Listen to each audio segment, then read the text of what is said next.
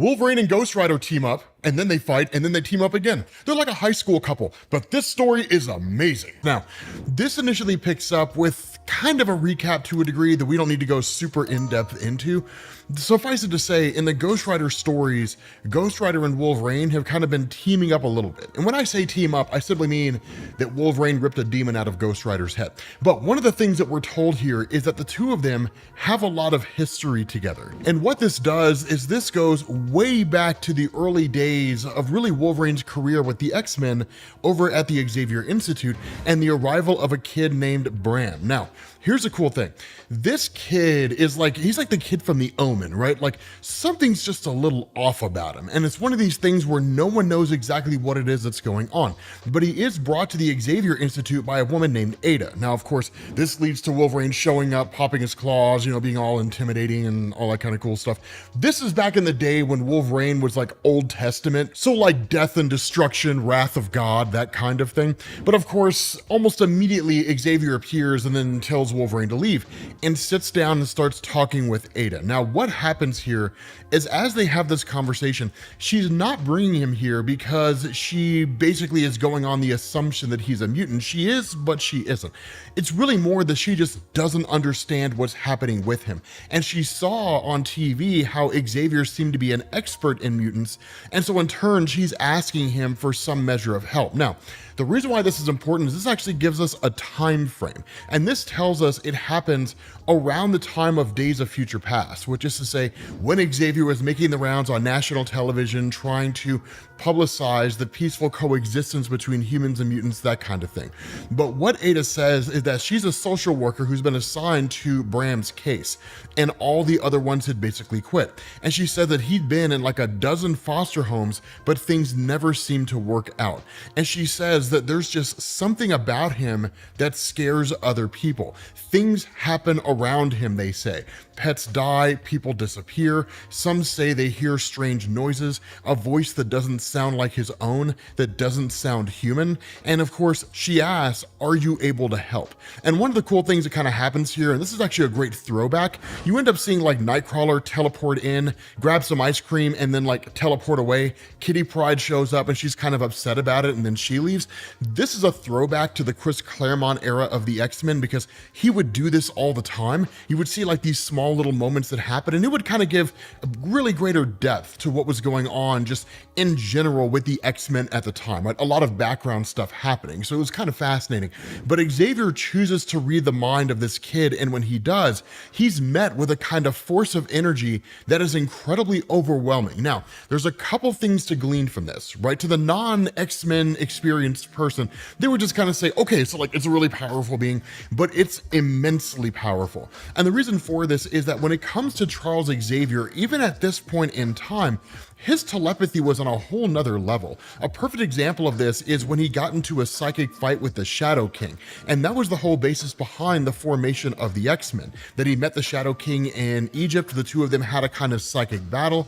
And then he realized there are some beings out there with incredible power that originate with a kind of mutant gene that will just be straight up evil. The Shadow King's kind of like this force of evil that exists out there, right? Just like pure darkness that exists in the multiverse. But realizing that there are enemies out there like that, Xavier formed the team in the first place. The reality here, though, is that this kid is not a mutant. And even Xavier says that, right? Like, if this kid were a mutant, I would do what I could to help him, but the reality is that he's not. What you're going to need is somebody who really delves more into the realm of magic and mysticism, possibly even demonology. But the problem here is Ada gets frustrated at the idea that there are no answers to be had, and ultimately feels as though she's kind of being thrown away, right? Just sort of being dismissed by Xavier. Even for Bram himself, he's reluctant to leave. He doesn't want to go, but he's sort of drug away anyway. Now, this is a very dangerous precedent when it comes to the X-Men comics, because anybody who knows anything about mutants knows that when it comes to this kind of thing, this is when you start getting into like Clyde Wincham territory, right? Just like the Marquis of Death, this guy who was able to wipe out universes with a wave of his hand, different things along those lines. Cue every new comic book YouTuber making a video about that guy. It is inevitably going to happen. But the thing about this is that it switches over to Johnny Blaze in the early days of his career, which is to say when he was basically just like a stuntman going out there and performing these crazy feats. And of course, as we know, or at least as most people are generally aware of when it comes to Johnny Blaze, that he goes flying through the whole stunt, things go awry, he ends up basically finding himself in a position where he's about to die, he sells his soul to the devil, and then of course he ends up becoming the new Ghost Rider. The caveat to all of this is that with this being the early days of these two characters, their paths ultimately meet, but not right away. Instead, what we actually end up doing is picking up at the orphanage where the director basically tells Dr. Ada to just get rid of Bram because the other kids are terrified of him. And having him here is putting the other kids in a situation of high duress. He knows that it's not like the best thing to do, but the reality is that he just doesn't really seem to care all that much. And so in the midst of all this, really when there's like the discussion of getting rid of him and the other kids start waking up and really seem intent on like doing Bram harm, blood starts dripping onto Ada's shoulder. And when they look up and they get into the room, they end up finding that Bram has just like twisted and mutilated all these kids into like this just monstrosity of a creature, and they don't even know how to interpret what it is that they're seeing. But that's why things are popping off here, is because this cycle is repeating itself, right? Bram is doing this yet again. And so what happens is that where you have, you know, Wolverine and Colossus and Storm and all these characters gathered together in the X-Men mansion, again, this is taking place in the past, that of course you end up having Bram who arrives on the scene. Now, again, there is this kind of offhanded remark by Kitty Pryde where she asks Storm, like, why don't you do anything about this rain and just make it like clear skies? And she's like, am I some kind of a meteorologist? And the answer is like, yes, Storm, you control the weather. If I were you, everywhere I went would be 75 degrees with a cool breeze, right? That's what I would do if I could control the weather, right? I'd make it nice everywhere I went. But when Kitty Pryde gets outside to check out kind of what's going on, especially with the power going out, that Bram is just kind of standing there. And initially it freaks her out. And in fact, when Wolverine goes to the basement to get candles and comes back upstairs, Colossus is taken out, Kitty Pryde is taken out, right? And literally it's just Bram out there in this demonic form. Now, by all standards of measurement, right? If you're familiar with New Mutants, by all standards of measurement, this looks like Demon Bear. That's exactly what it looks like. And I would go so far as to argue it probably is, right? But like, this is an extremely powerful demonic force. Demon Bear is nothing to be trifled with. And in fact, it can overwhelm and overpower Charles Xavier. It's one of the most powerful forces in existence. Only like the most capable telepaths have the ability to overcome this thing. The problem here is that once you switch back over to Johnny Blaze, and Johnny Blaze is kind of recovering from his injury after having become the Ghost Rider, he has a sort of demonic compass, which is to say he sort of knows where demons are and he seeks them out. And realizing that like there is an incredibly powerful demonic force on Earth operating in the here and now, specifically at the X-Men mansion, he turns into Ghost Rider and then immediately goes on the hunt. Now, the thing about this is because he's Ghost Rider for the very first time, it's the very first time that he and Wolverine meet. And so where Demon Bear just takes off, right? Bram just like runs off and that's basically it. Wolverine is hot on his trail, only to run directly into Ghost Rider. And you actually get this fight between the two of them. And it's a really, really, really cool moment, right? Like these two guys duking it out with each other, because a fight between Wolverine and Ghost Rider is really a great question of like, who would actually win? So I want to know down in the comments section, right? If it was like a knockdown, drag out, no holds barred fight, just based strictly on their feats and what they're capable of, who wins in a fight between Ghost Rider and Wolverine? Because technically Wolverine does get overpowered here, right? Like the flaming chains and all that kind of stuff show up, you know, Ghost Rider's like, I have such sights to show you, right? It's that kind of a thing, right? Like he overpowers the guy.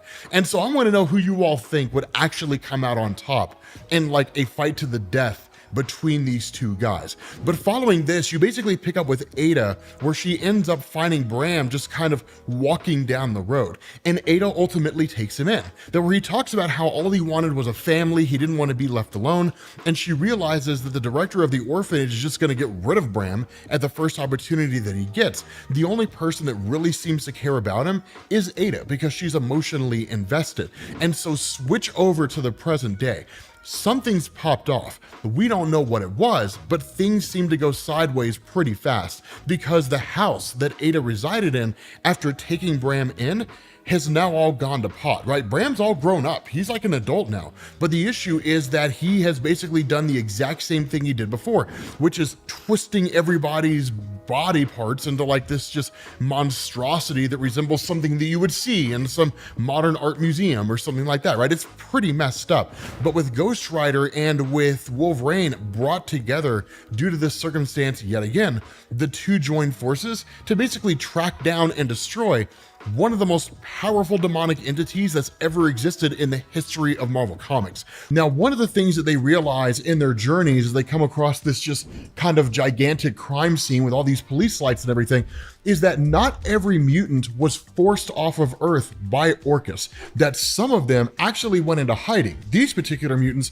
were hiding in the wood. Now, one of the things that I want to specify is that while Bram is tracking down and killing different mutants across the Earth, he doesn't really seem to be associated directly with Orcus. But the ending of this may very well change your mind, and I'm kind of curious to see how you feel about it. But what goes on here is that in an effort to, at the very least, analyze this crime scene and see what's going on, Wolverine and Ghost Rider actually pose as what are basically forensics guys. So once they get to like the main crime scene itself, dressing up in disguises, they literally tell the cops just go ahead and get out of there while they analyze the whole scene. And in that moment, the Ghost Rider tries to manifest. Now that's one of the things to remember about what Benjamin Percy's doing right now with the Ghost Rider comics. It's very much a return to the old Ghost Rider stories from way back in the day, which is to say the Ghost Rider persona is almost like a demonic barometer, right? The closer they get to demonic or evil or corrupt or somehow negative energy, the more the Ghost Rider persona tries to manifest. And so in this moment, it's just kind of frustrated by the fact that it can't come out and they can't just wipe out anybody who's doing anything that's particularly evil. Now, again, that's an important distinction to understand because in their travels, they're surrounded at all times by people who are just doing really bad stuff. Maybe it's a drug dealer, maybe it's this person doing this or that person doing that. And the Ghost Rider wants to punish them. But because the focus of Johnny Blaze is literally just this like tunnel vision on Bram, it ultimately forces the Ghost Rider persona to kind of keep itself at bay. But what ends up happening here is Wolverine calls in a favor with Jeff Bannister. Now, Jeff Bannister was introduced to us in the main Wolverine comics. The only thing you really need to know within the confines of this story is that he's a contact that Wolverine has in the CIA. And so what it does is it allows Wolverine and Ghost Rider to use a kind of satellite office to basically analyze everything that's going on with regards to this mutant DNA, any kind of common trail they may have that may give them some measure of information. Now, initially, Wolverine's idea is to hunt down anything or track down anything that has to do with mutants, and it makes perfect sense just because of the fact that Bram is killing mutants. It's the best place to start. But from Johnny Blaze's perspective, this guy just reeks of demonic energy. So the best thing they can do is to actually analyze anything out there that has to do with demonology, right? That's the best route that they can go, because while following the mutant trail would inevitably lead them to Bram, the idea of Johnny Blaze is following this trail will basically get us there faster. Now, the information that they're able to glean is somewhat helpful, but it doesn't give them like a direct beeline. Instead, it basically sends them on the path to the orphanage that Bram was at when he was a younger kid. Because remember, when they initially encountered Bram in their younger years, they didn't really know anything about him, right? Like Wolverine met the little kid at some point, but because of the fight that took place between Wolverine and Ghost Rider, Bram had basically gotten away, right? He was removed from the whole situation, and there was no conceivable way to locate him again. So the best place they could possibly do was get to this orphanage and then just kind of go from there. What ends up happening is that once they get in there, the guy who runs the orphanage initially thinks like they're cops or they're like reporters or something along those lines, because they're asking questions about the quote unquote orphan murders from back in the day, a very well publicized event when it originally happened. But as Johnny Blaze is walking through there, the Ghost Rider persona tells him to open a door that he comes across, which has all these different locks on the outside. When he does, like when he actually opens this door, there's a kid inside who's basically stuck in one half of an Iron Maiden. And he basically tells him like, he puts us in here when we're bad. And in this moment, Johnny Blaze plays the game of yes, but maybe. Yes, it's important to keep the Ghost Rider persona under control, but maybe, maybe this is the time to just let it out. So he tells the kid, like, run, you need to leave. You don't want to see what's about to happen next. And that's when the Ghost Rider persona pops out, because this guy is in effect tormenting orphans. And so Wolverine's response here is, okay, something you got to understand, man, this room has now become what we call the truth room. And this is your chance to tell the truth, lest you spend the rest of your days in agonizing pain and suffering.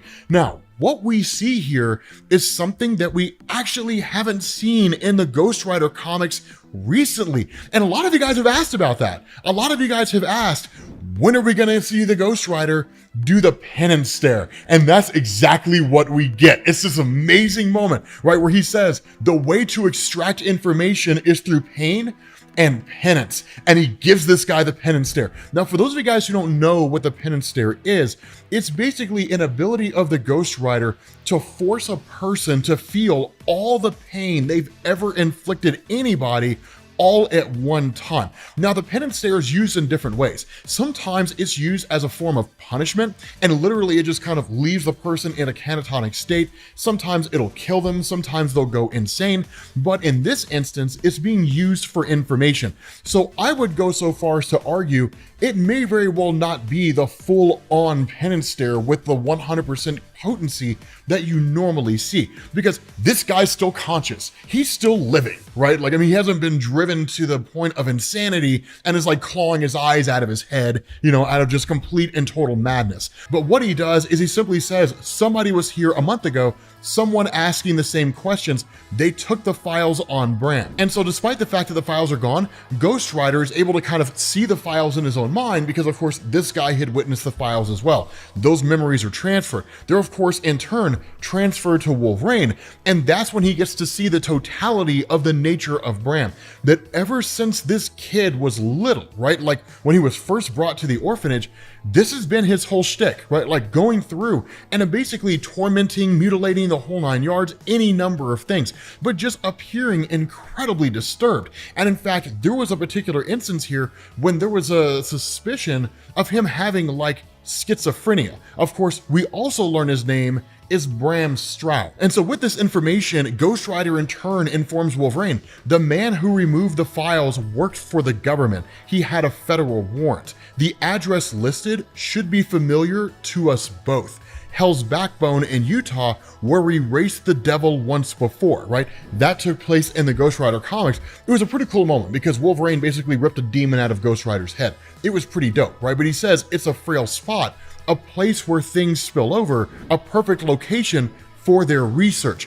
What's happening here is research is being conducted regarding a Hellfire addition to the Weapons Plus program, which is exciting. For those of you guys who don't know what this is, right? Anybody who's been reading Wolverine long enough knows that like Weapons Plus, like when they come into the mix, that's when things get amazing. Because Weapons Plus started out as kind of a precursor to Project Wide Awake, right? Going with Grant Morrison's X-Men run, Weapons Plus was an anti-mutant government agenda that was kind of an orchestration between the United States CIA and then eventually Canada's Department H. Captain America was Weapon 1, right? Grant Morrison's X-Men established that. And then you got weapons 2, 3, 4, 5, all the way up to weapon 10, which is Wolverine, also known as Weapon X.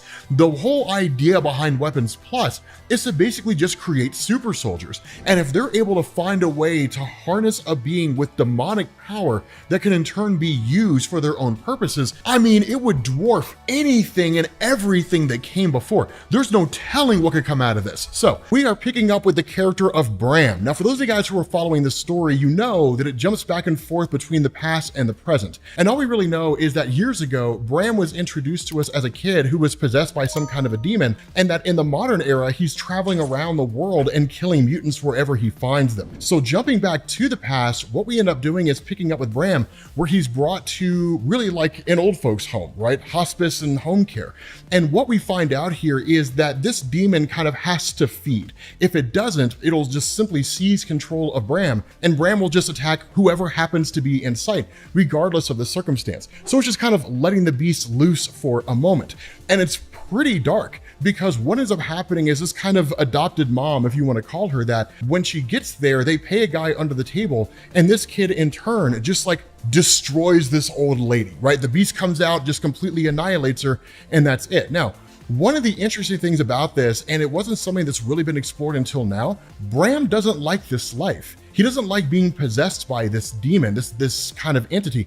We sort of knew that to a degree, but we didn't really know how far-reaching it was. Obviously, this would have some kind of an impact on a younger kid like this, but then you switch over to Wolverine and Ghost Rider, right? Now, of course, these two are just flying out, right? They're just hauling over to like the devil's racing ground, basically is what it is. But they're going there to find what is in effect this kind of demonic process that deals with the Weapons Plus program. Now, one of the things we talked about in the previous video, and I think it's worth reiterating here, Weapons Plus has a long history. A lot of people associate it specifically with Wolverine, but it's much bigger than that, right? Weapons Plus, at least Weapon 1, was Captain America if Grant Morrison's new X-Men is to be believed. And then you had just different programs that came after that that focused on creating like other super soldiers following the perceived death of Steve Rogers at the end of World War II. Wolverine was just the 10th iteration of that. But you've also got Frank Simpson, right? Then you've got like the Stepford Cuckoos, who are like clones of Emma Frost. You've got Phantom X. You have all these different characters that are out there. The recreation or the restructuring of Weapons Plus, at least as it's being used here, is combining demonic energy with beings who are out there that can be used to basically create super soldiers that have demonic power. But like so many organizations out there, this one is again out for the mutant population. And that's one of the things that was largely built on with the work of really Jonathan Hickman and like the introduction of Orchis, the anti-mutant organization, the X-Men taking off to Krakoa. They made a lot of enemies, and there's a lot of groups out there that have been biding their time and waiting for a chance to basically destroy the mutant population. And while Orchis is responsible for the brunt of their seeming annihilation, although again, they're not all dead, that it's really kind of cleanup duty for the smaller organizations that are out there, right? They see it as their time to shine. And so at that point, this focuses on the learned arrival that Wolverine and Johnny Blaze are coming.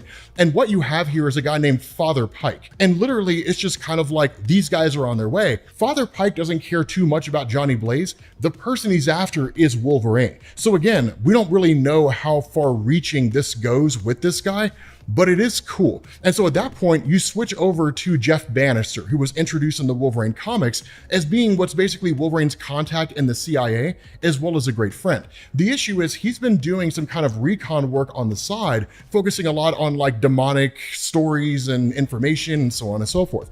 But what he was warned about by Johnny Blaze and really the Ghost Rider was, if you stare into the abyss will stare back.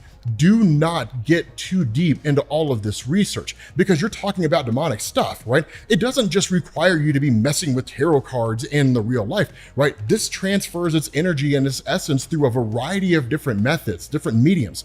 And one of these can be through computers. And so staring into this stuff too much, suddenly he's met by not really possession, but he's influenced by the powers of hell. Now, it's one of the things I love about how this is done, because when you look at Marvel, much like DC, there are two sides of it, right? You have like the X-Men, the Avengers, Fantastic Four, the crazy adventure, wonky stories, Spider-Man that you normally get with like traditional superhero stuff. Once you start getting into Ghost Rider, or once you start getting into Man-Thing, you start getting into Doctor Strange to a degree, and Wolverine, depending on who's writing the story, you get into this whole other mythos, right? Where you deal with guys like Mephisto and so on and so forth, just like Damon Hellstrom, these demonic beings and the power they possess. And so where Jeff Bannister is infected by this and is in fact actually driven to like stab himself, right, by all these different things, that Talia Warroad breaks into the scene. Now, Talia was introduced in the Ghost Rider comic books, and she was at least an agent for the FBI, kind of working for like their supernatural division. Ultimately, they parted ways, but she has kind of been like the sidekick, so to speak, and I use that term loosely for lack of a better word, but she's been a kind of sidekick for Johnny Blaze, joining him on his journey as he's trying to destroy all the different demons that exist out there in the world that basically rose up during his absence. But it is cool to see that she's involved here. And in fact, she even gives Jeff Bannister a little bit of a kind of concoction that helps to keep these demonic forces at bay, basically push him back, prevent him from being possessed. And then she kind of warns him, like, do not delve too deep into this stuff, right? You're like an amateur here. You don't know what you're getting into. Who knows what you could unleash out here into the world?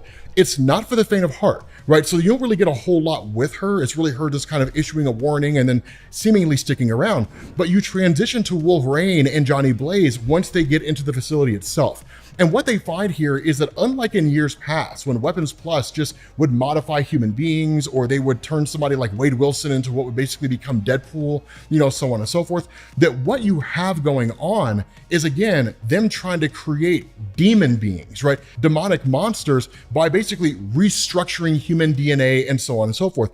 It doesn't really seem to work, but as they're making their way through here, suddenly they're hit by the helmets of Weapons Plus. These are basically training helmets. They would throw them on the heads of people who were basically being subjected to like mental conditioning. That's why Wolverine says like, not again, because it's what they did to him when he was part of Weapons Plus. It's a way to shut their minds down, but also force them to see things that aren't there and so on and so forth. And so what we end up doing is picking up with Bram in the Weapons Plus laboratory in the here and now. And he's still much older and he still shuns his possession here. Not only that, we actually get a name for the being that he's possessed by, which is Bagra Ghul. Now, Bagra Ghul is wholly introduced into this. As far as I'm aware, there's never really been a presence for his character in Marvel Comics before. My initial thought is that it was Demon Bear, right? Like, they look almost exactly alike. It seems like Bagra Ghul manifests more as a bear than anything else, but it may just be because of the kind of terror that it instills in humans who see it. We don't really know the whole motivation,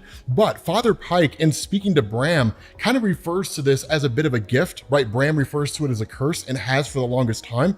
And even Father Pike says, we gave you the opportunity to be part of an army. You have done what we asked of you, but only with the greatest reluctance. So we have enlisted a more worthy soldier to take your place. Now, where Bram recognizes Wolverine, if for no other reason than the encounter that they had when he was younger, Father Pike talks about how Wolverine has a reputation, but he doesn't really understand the relationship between Bram and Wolverine, which is to say, they know each other, or at least they've met at some point in time. But what they do here is they create a kind of process to allow this demonic transference. And it's one of those things where when Bram asks, like, will I be myself again? The response of Father Pike is, there will be no more pain. That I can promise, right? So seemingly, they're going to kill Bram off.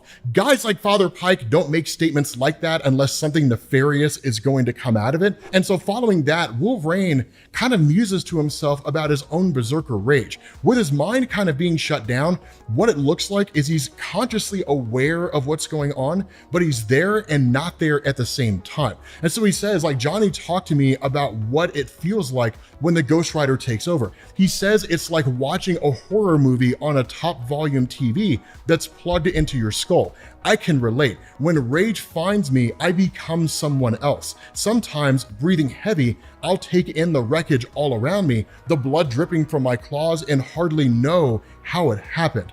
I feel the same potential for unchained violence now. I'm here, but I'm not here. They're controlling me, and soon, that demon, that Stitcher, that Bagra Ghul, or whatever the hell it's called, will control me. So what Wolverine is talking about here is he's talking about his berserker rage, right? That whenever Wolverine finds himself in a heightened state of duress and loses control, quote unquote, his madness takes over. He becomes an animal. And it's the reason why whenever Wolverine goes into a berserker rage and the X-Men realize what's happening, unless someone like Xavier or Jean Grey's there that can use their telepathy to like calm him down, everybody gives him a wide berth because he does not differentiate between friend or foe. And so following this, Father Pike basically commences with the merging of these two guys, right? Or at least passing the demon entity from one to the other.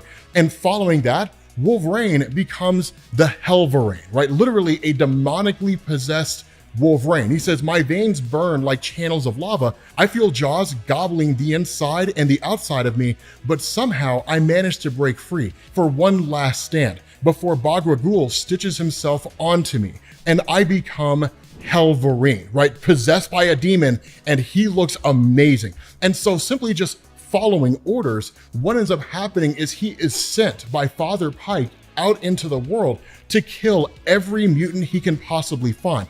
5 mutants are detected within 159 miles. Something to understand here, this is not the first time that's happened, and Wolverine possessed by a demon is more than enough to not only wipe out the entirety of the remaining mutants on Earth outside of some crazy level reality warper, but is also capable of wiping out most all superheroes on Earth. This guy could kill the world. We know because he did it at one point in time in Marvel Comics. But this initially picks up at Cedar City, Utah, which is almost in the immediate vicinity of Project Hellfire. And again, we'll discuss the nature of Project Hellfire because it's really cool. But like him going on this warpath is really more the result of these mutants who were basically blowing up this house because the house was taken from them. Now, that's one of the things that I do want to make you guys aware of. This is why I say what's going on with Fall of X right now is very similar to what we saw with Chris Claremont's X-Men run with Uncanny X-Men and like Project Wide Awake and all that kind of stuff. Because much in the same way that you saw the mutant population fighting back for their own rights, really, in like the old Chris Claremont X-Men stories, you're seeing that here. And what's going on is there are a couple of mutants that are just riding around from neighborhood to neighborhood, blowing up people's entire homes. They're kind of taking like pot shots at humanity, guerrilla warfare tactics, if you want to call it that, right? The human race took our homes, they took away our right to exist. We're going to take their homes and their lives, right? We're just going to blow the whole place up with them in it. And so this ultimately brings the attention of Hellverine. Now, depending on your perspective, this is a terrible decision for these guys to be doing because the best thing the mutant population could be doing right now is laying low, marshaling their forces and biding their time. Because if humanity truly believes that they are dead and gone, it's only a matter of time before they begin to lower their guard. And when that happens, you strike, right? Like when they're at their weakest point, when they believe that everything is safe, that's when you strike because you catch them completely and totally unaware. Now for Hellverine himself, showing up here and attacking these guys, he kills them on the spot. And then he basically starts restructuring their bodies into this really grotesque form of art, only to discover that there's actually a baby in the car. And this is when he's given instruction by Father Pike, which is take it out, right? Like eliminate it. And that's where you start to see this kind of inner turmoil with Wolverine. Now for his part, Johnny Blaze, the Ghost Rider, tries to step in, but like we covered in the last video, both he and Wolverine had already been captured. And Johnny Blaze has this kind of mind control helmet put over his head that prevents the Ghost Rider from manifesting. More so than that, this is how the demon was bonded to Wolverine, just because of the fact that with Wolverine under their control, they can seemingly do anything they want with him, which includes bonding a demon to him and sending him out as a kind of force of nature into the world. And so following that, you pick up with Talia Warroad and Jeff Bannister. Now, like we've talked about before, Talia isn't really like the sidekick of Johnny Blaze. She's more of like a person that deals with the occult that's kind of helping him on his journey. And then Jeff Bannister is the contact for Wolverine in the CIA. The two of them are literally hot on the trail trying to find both Johnny Blaze and Wolverine. But this is when we get some really cool backstory about the nature of Bagra Ghul. And a lot of you guys called this in the last video. Kudos to you for getting it right. I wasn't 100% sure of whether or not it was true, but as it turns out, Bagra Ghul was created by the demon Mephisto. Now, the reason why I say I wasn't 100% sure it was true is because there were demons that existed in Marvel Comics before Mephisto. There are those who came into existence around the same time as him, and some who came into existence after. So it's not as though Mephisto is quite literally the Marvel Comics equivalent of Lucifer Morningstar from Judeo-Christianity, right? The first of the fallen, that kind of thing, the original demon. He's basically just a Hell Lord. And there's a whole bunch of those that run around Marvel Comics. He's just the most popular one. But this guy created Bagragul literally just out of sheer boredom. We're told that, right? Like, he was bored by the mundane nature of the suffering all around him. This devil, as we all know, has style. You can find him in the finest silks, the most decadent desserts, ostentatious architecture, luscious guitar licks, and sumptuous curves of flesh. Sin can be a beautiful thing. Now, what they're talking about here in relation to this, and this is kind of a sidetrack on the nature of Mephisto, longtime readers of Marvel already know this. So this is really more for the new reader.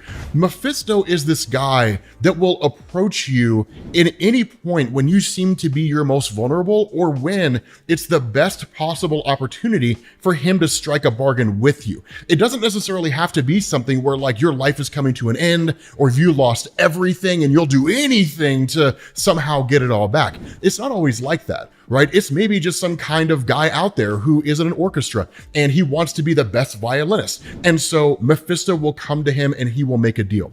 And what Mephisto does is he'll give you the bargain that you're asking for, just not in the way that you think. Because sure, right, you'll become the best violinist in existence, but like your fingers will be numb, right? Or like you'll lose your hands in a car wreck or something along those lines. So you have all the skill to be the best violinist that was ever in existence. You just won't be able to do it. And then when you die, he'll get your soul, right? He'll collect your soul. So he kind of appears in everything, right? He's always out there lurking, waiting for a chance to manipulate people. And so that's why we're told Bagragul was created to make art out of punishment, art out of death. That is its compulsion, to kill beautifully and erect bloody monuments in celebration of Mephisto. So that's why it does the things that it does. Now, in terms of why it's going after the mutant population, that's where Jeff Bannister really begins to understand what's going on here. That the nature of really Bagragul and the character of Bram, who was introduced to us in this story as Bagragul's first human host, came in the form of the fact that Bram's parents worshiped the dark. And they, of course, produced Bram in a cemetery on top of a grave of a guy who had been convicted and hanged for murder. And so it's like the most sinful act that a person could possibly engage in. This basically allowed the offspring, right, Bram, to become a vessel for Bagragul, who was just waiting for his time to take over the boy. Once they get to Project Hellfire, it all starts to click for Jeff, and he starts to realize this is just a government program, that what the government is looking to do once they became aware of Bram is basically harness demonic energy. Now, that's not uncommon for the government to do, and that's the nature of the side projects, right? Weapons Plus, and then all the weapons that came under it, weapons 1, 2, 3, all the way up to weapon 10 and beyond, right? Weapon 10 being Wolverine. The whole thing behind this is that the federal government is always looking for a way to create some kind of super soldier. Sometimes that super soldier comes in the form of a Captain America type person, right? A serum that they're injected with, they're exposed to radiation, they come out and they can just run really fast and punch really hard.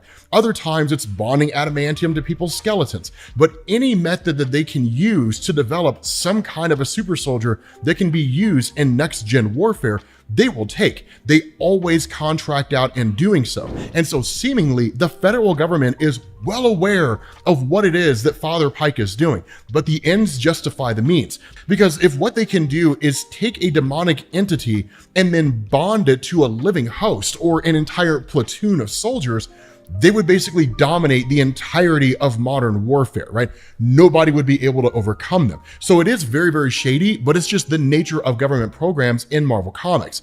And so Wolverine, who's still kind of wrestling with this demonic side and being ordered to take this kid out, he ultimately rejects it, right? Like he says, no, that's not going to happen. And he stabs himself in order to kind of try to bring himself back to a degree. Because remember, the way in which Wolverine is able to regain his senses, at least as best he can, is by inflicting pain on himself. And so where he's told by Father Pike You serve Mephisto, you serve the United States government, and you serve me. Ultimately, Wolverine seems to be able to overcome this, if just only by a small measure. And so this leads to Father Pike basically teleporting out, and then in turn traveling directly to Wolverine himself. Now, once he's gone and out of the picture, that's when Talia and Jeff Bannister show up here and then free Johnny Blaze from his control. And this goes exactly the way that you would expect, and it's amazing, because where Hellverine is back on the prowl with control being retaken by Bagra Ghul and Father Pike, he heads towards this town that has 97 mutants in it. And understand, he will lay waste to the entire place. There will be no discerning between innocent and guilty in his eyes. Everyone will die if that's what ends up happening. And so what ends up going on is that because this is all done by way of the mind control helmet, Jeff Bannister destroys the helmet, which basically takes away any mind control that Father Pike has over Wolverine, albeit he's still possessed by the demon entity. And then Talia Warroad removes the helmet from Johnny Blaze and says, free the Ghost Rider, right? Like, this is the only thing that's going to be able to stop Bagra Ghul. Nothing else is going to be able to end this guy, because remember, the nature of the Ghost Rider is that it was also created by Mephisto, but it was created by Mephisto to have just unrivaled levels of power. It's one of the reasons why Ghost Rider is so astronomically capable. He can go against the Hulk, he can stand against Galactus. I mean, it's crazy how much power this guy has. So Ghost Rider immediately manifests and then takes off after Wolverine. The kicker about all this is that with Bram being the original host and Bagra Ghul being taken away from Bram, Bram doesn't want to lose it anymore. And in fact, he wants it back. And Father Pike actually kind of agrees to allow it to happen, because what Father Pike starts to realize is that where Wolverine is kind of like the perfect killing machine, and under an ideal circumstance, he's the best person to be bonded to this, Wolverine has his own moral compass. And whether it's through telepathic conditioning from his time with the X-Men, Jean Grey, Professor Xavier, perhaps even Emma Frost to a degree, or just his experience in dealing with these kinds of things, he's not allowing himself to fully bond, right? Like, they can control him, but they can't fully dominate him, if that makes any sense. But Bram, on the other hand, is a willing host, and he'll do whatever it is they tell him to do. And the reason for this is that ever since Bagra Ghul was taken away from him, he is just having an incredibly difficult time coping. He's having an incredibly difficult time feeling whole. He wants the demon back. And so once he reaches out and tries to collect it unto himself, Ghost Rider shows up, crashes into Wolverine, and is just like, so we've been hunting this demon for so many years. Tonight, we're sending him back to hell. And it's like the coolest thing ever, because now it's literally just straight up Ghost Rider fighting against this ridiculously powerful demonic force. And Bagra Ghul knows exactly who Ghost Rider is, right? It's not as though he had no idea or no knowledge about Ghost Rider or anything.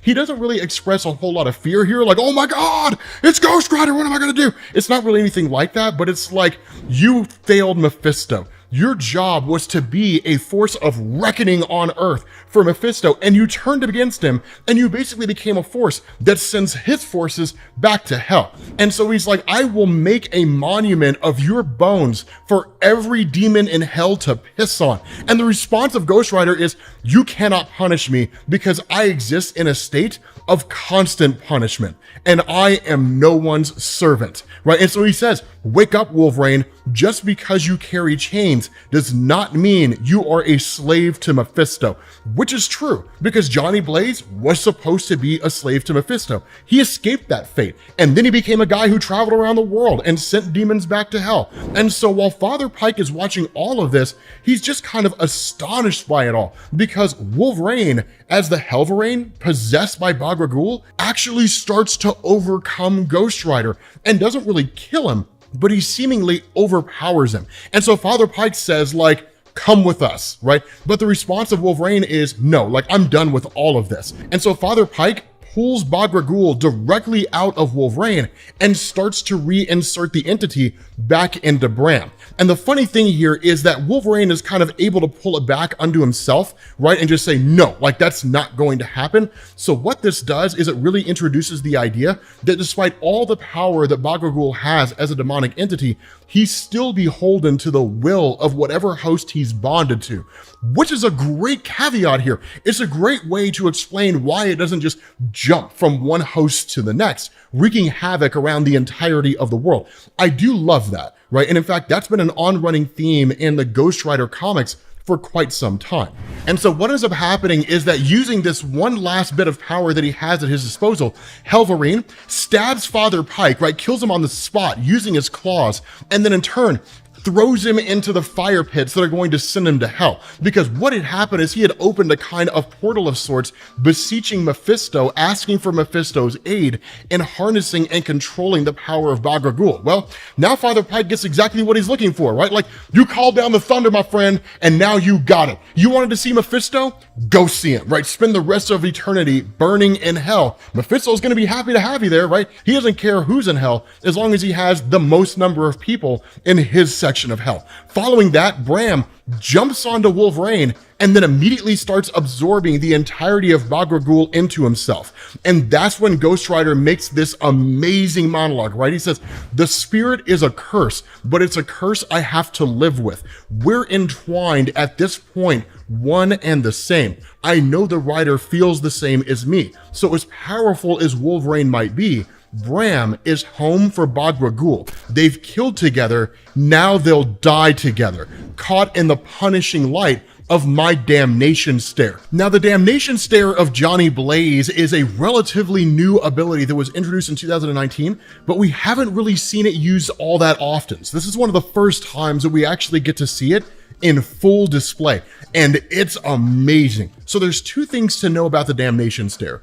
One is that it is unique to Johnny Blaze. Seemingly, no other Ghost Riders have it. And this just largely seems to come out of the point in Marvel Comics when Johnny Blaze became the King of Hell. The other thing here is the difference between the damnation stare and the penance stare. So the penance stare only works on people that have two eyes, and it forces them to endure all the pain and suffering that they've caused. But it doesn't work on people like THANOS or the Punisher, because with THANOS, for example, he loved it. He enjoyed it because he loves causing death and suffering everywhere he goes.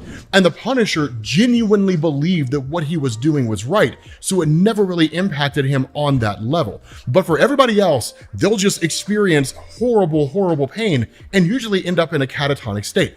What the damnation stare does is it judges whether or not that person is allowed to remain on Earth or to be sent to hell. And in this instance, because of everything that Bram and Bagra Ghul had done, they're effectively locked away and presumably sent to hell. We don't know specifically how the power works, and in fact, the ending of this will give us a much better understanding of how this ability functions.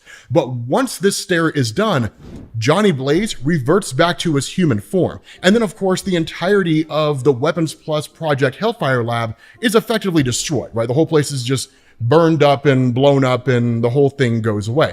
But while you have Wolverine and Ghost Rider that go about their own business, you have Bram who's still locked away as this kind of stone statue out there in the middle of nowhere. But where a bird lands on this statue itself, Bram is seemingly still there, encased in stone with his eyes glowing red. So what it looks like is this design to just kind of lock a person away, but if they are of sufficient power, they are able to escape. Again, this power hasn't really been used all that often, so we don't know the ins and outs of how it works. But with that being said, guys, we're gonna bring this to an end. If you need to get caught up on Weapons of Vengeance, make sure you click this link to the playlist, and I will catch you all later. Peace.